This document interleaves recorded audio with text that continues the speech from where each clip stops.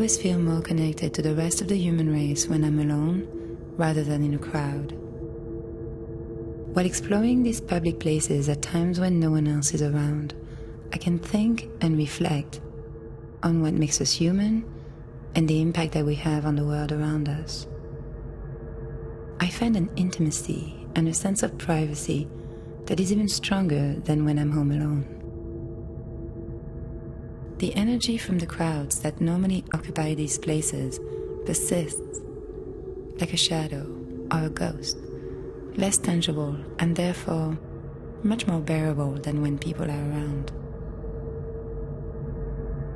One can now imagine lovers kissing on the street corner, musicians or dancers putting on a show, someone leaning on a wall to have a smoke, an argument, a secret conversation, or just catching their breath.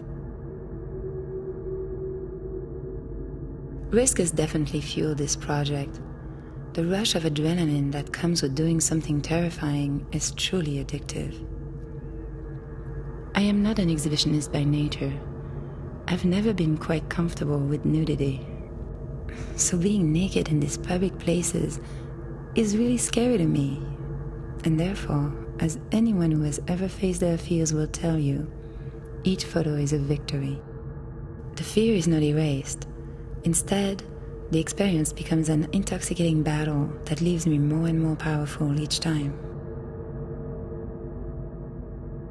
Transparent imprints on the scene, these photographs, my private stolen moments, install a secret relationship with the place and can shift one's perception of our natural and human-built worlds.